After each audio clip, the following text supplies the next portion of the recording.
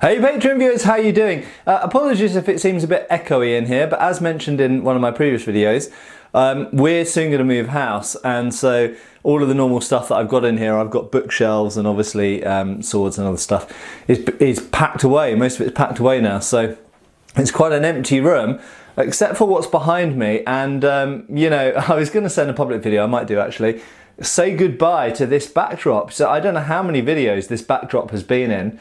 It's got to be hundreds, actually, hasn't it? I mean, I've got well over 1,000 videos on my account, so it's got this backdrop, and it has evolved slightly. Obviously, the swords have changed on it, and in fact, the number of swords grew. And that's kind of my established background for one of my venues. The other one is in my, what we call the garden room, which is the building out in our garden. And both of those are no longer going to be in my channel, no longer going to be in my videos, which is kind of end of an era.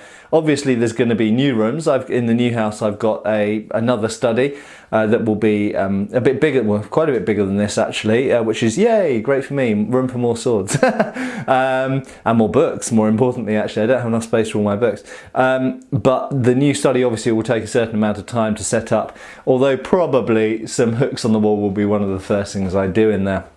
In fact, I'm going to take these hooks off the wall, because these hooks, some people have asked me actually, these are windlass hooks, and they're very good, so I'm going to take them with me.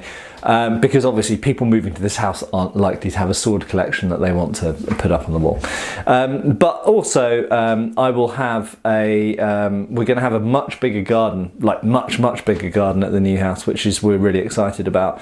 So it's going to have really good outdoor filming space, which I'll make full use of, much more private and bigger. I'll actually have enough space to do some archery in the garden, which means I might finally start to do some archery related videos when I get back into practice.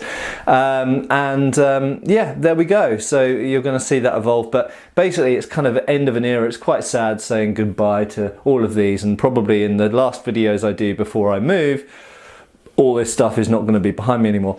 Anyway, just to say one other thing, by way of, you know, contributing something interesting or useful, rather than just talking about my life changes.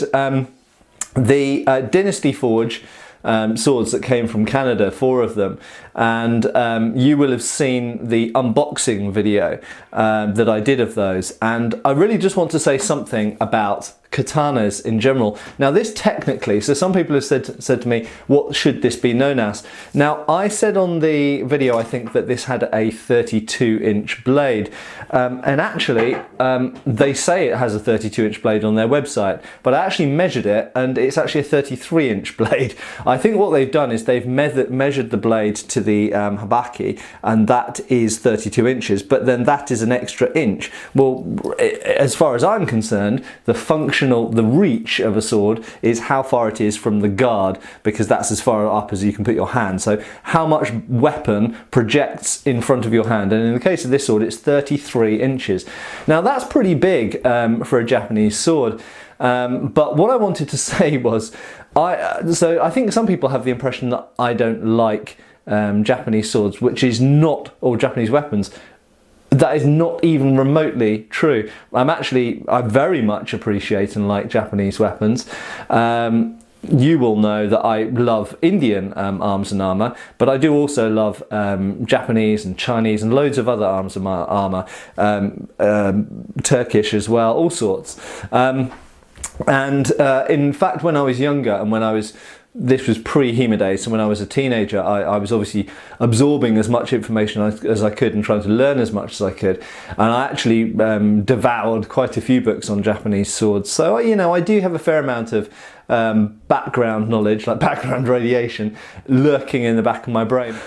But when it comes to the katana, you know, the sort of default Japanese sword, the most common type of Japanese sword to find, certainly in the modern world anyway, and for martial arts practitioners, and even just to buy, you know, that you see around, I've always found katanas somewhat underwhelming because of their size. So I love the design, I love the shape, I like the differences, the varieties you get, the decoration, the artistic, you know, the details on the tsuba, and the differences of the hamon and all of this type of stuff.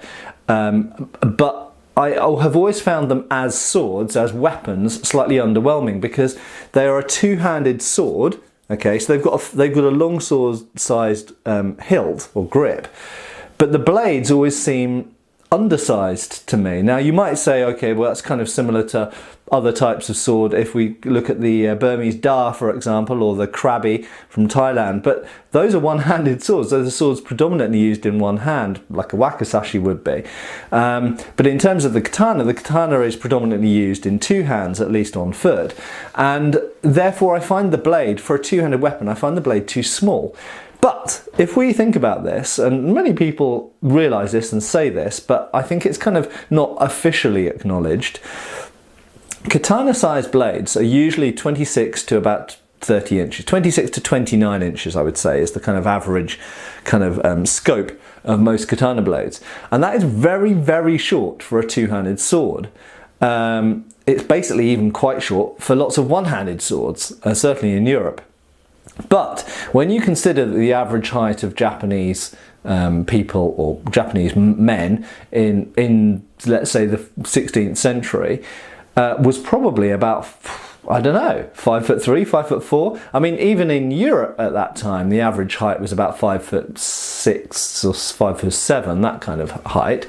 But we know that the Japanese were notably shorter than Europeans at that time. So the problem is that people are making replicas of katanas from a period, even up until the 19th century, from periods when the Japanese were markedly shorter than most, certainly than I am, and certainly most people in the UK or America would be.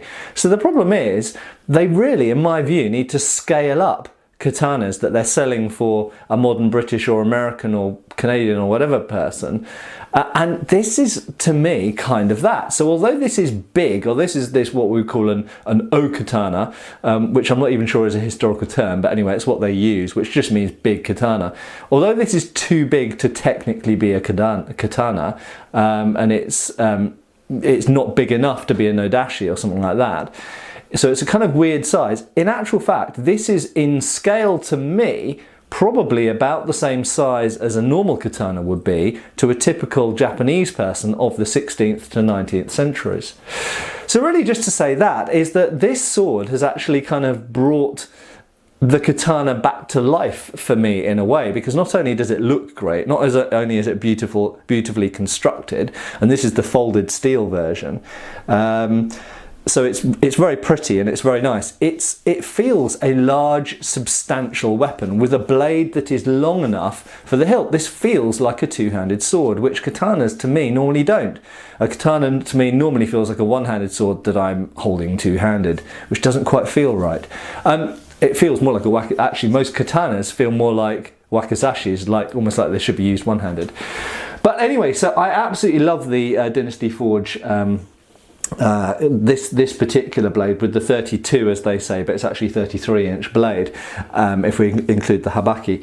And like I say, it's kind of reignited an interest in Japanese swords for me, and I do wonder if manufacturers over time who are making katanas will start to make longer blades to suit modern practitioners, because modern people are taller, despite what I've said in videos talking about archaeology in general, but modern people are taller than people 100 or 200 or 300 years ago. But more importantly, modern Western people are definitely taller than old period Japanese people. So there we go. I love this sword, and it's reignited my interest in Japanese swords, and who knows, you might even start to see Japanese weapon videos on my channel, but I'd rather get experts to talk about things where possible. Anyway, thanks for watching, and I'll see you again for another Patreon video, as well as obviously public videos. Cheers, folks!